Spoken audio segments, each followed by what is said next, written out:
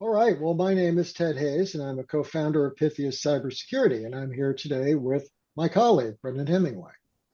Hi, I'm Brendan Hemingway, and I head up our IT and implementation focus, and Ted heads up our behavioral cybersecurity. And today we're going Right. to answer questions we get a lot, which is, Ted, drum roll, please. What do we do with CISOs at Pythias Cyber? What do we suggest? How does the behavioral part of this come into play for a CISO? Excellent, because we were talking before, one of the questions we get is, do we need you if we have a CISO? And other people say, do we need you if we don't have a CISO? And our answer is Yes, yes. Yes. that's And right. we get a lot of questions about, well, what would we do for a CISO? Why would a CISO want to hire us? And the answer is a little bit dependent on what kind of CISO we're talking about. Because some CISOs are part-time. They're people in your organization who are pinch hitting, who aren't CISOs, but they're full-time management team members who said, I'll cover this. Some CISOs are fractional CISOs. They're experienced chief information security officers who are hourly outsiders coming in to do whatever it is that you feel a CISO should do, but they do it, for an hourly basis and then leave. Some are CISOs with programs, and some are CISOs without programs. So the biggest thing that if we want to frame this conversation with, the biggest question, give Ted a chance to jump in here, is why do we offer a behavioral component to our cybersecurity offerings for a CISO? Why does a CISO need behavioral science?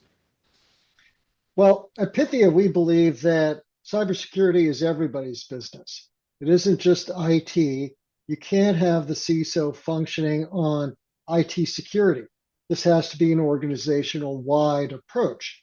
So, in order to have cybersecurity happen in an organization at the start, and then from a maintenance perspective, you need, first of all, to get people to commit to the cybersecurity program. Commitment is not compliance. Sure, I mean, there are a lot of times when you just have to do things because you were told to do them. But what we try to get you to as a CISO is to have the language and the ways of describing things so that you can get people to see why it's in their best interest. And it's easy too to do the cybersecurity part, no matter where you are in the organization.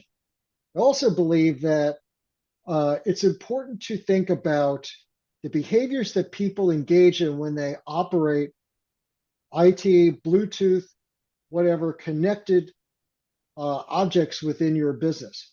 You've got laptops, desktops, phones, eye cameras. You may have a virtual environment. All of these things present opportunities for uh, degradation of function because they've been hacked, they've been hijacked, people are misusing them, sometimes for entirely innocent reasons, sometimes for extortion reasons.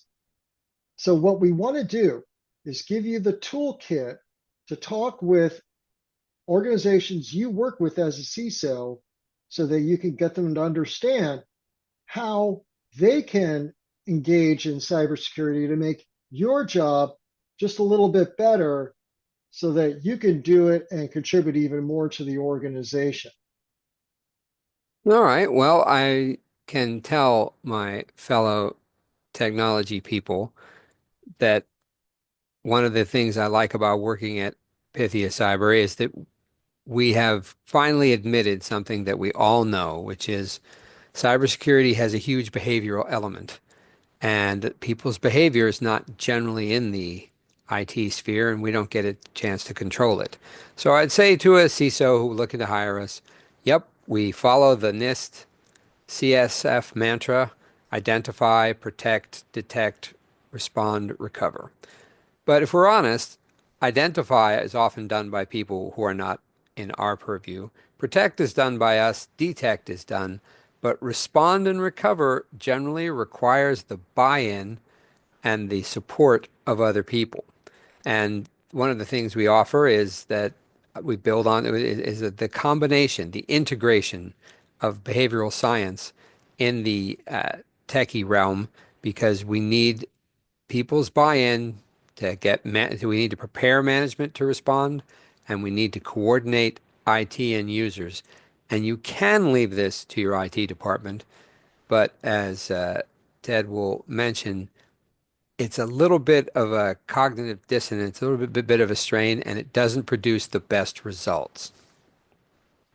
Well, there's a reason why people have specialties in an organization. So there's a reason why we have someone in charge of finance, we have someone in charge of sales, we have someone in charge of marketing or operations. Same reason why we have someone who's focused on information security. That person's going to understand the landscape. They're going to know how to bring people together to accomplish these goals. And they're going to be able to add value to the organization because you don't want to end up in organizations that are moving into an AI future as someone who is replaceable because you didn't add value to the organization. I don't think anybody goes to work feeling like they don't want to add value. They certainly do. And so, what we want to do is to work with organizations to get their CISOs to the point where they are adding more value than they thought they could. They're having a broader organizational impact, and they're able to get people's behavior to a point where commitment to information security and IT security is paramount in how the organization does business. One thing that comes to mind, Brendan, is that there are a lot of changes going on in IT, and I'm sure that we all remember the bad old days of getting you get software upgrades on a floppy disk or even a CD, which was a big improvement. Uh, how how has the nature of CISO work changed over the last 5 or so years, would you say, and where do you think it's going?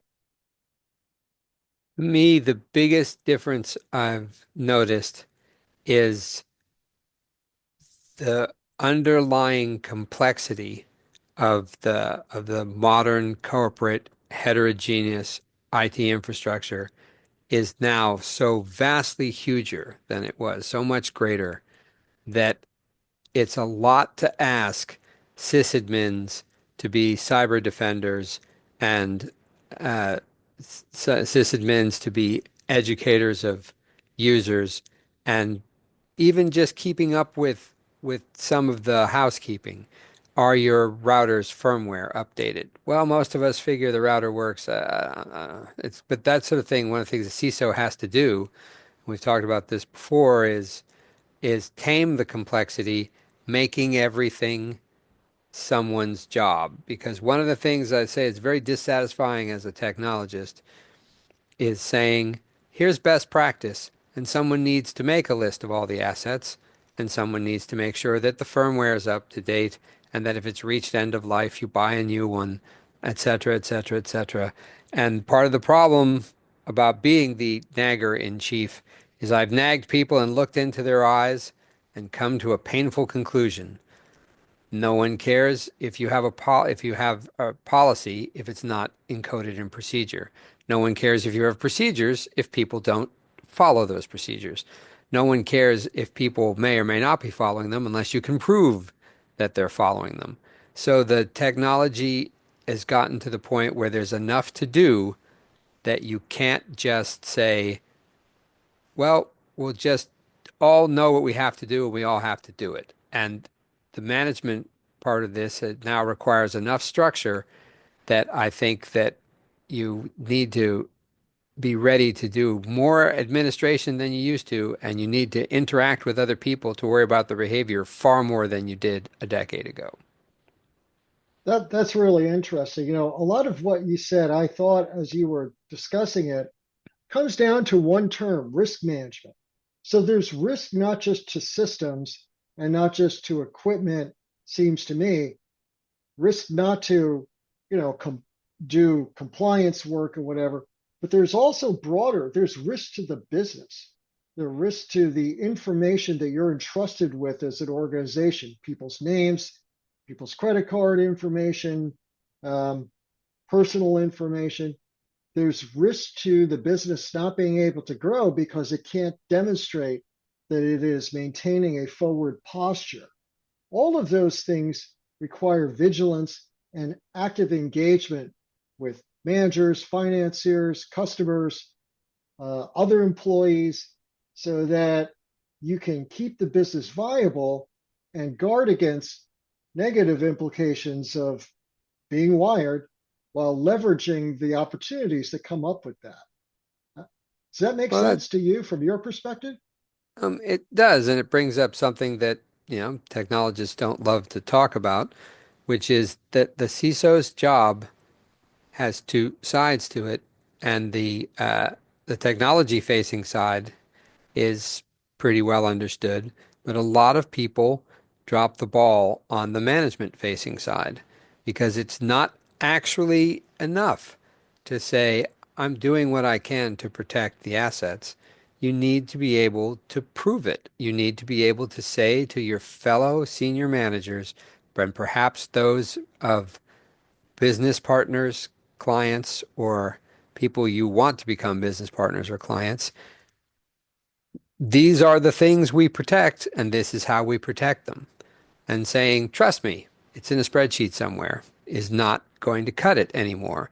And while it was not something that technologists were generally taught how to do, there's now become a significant component of this to not only being vigilant and not only monitoring people's behavior, but proving that you do this and having the prepared responses so that if something bad happens, your fellow managers aren't saying, well, what are you going to do?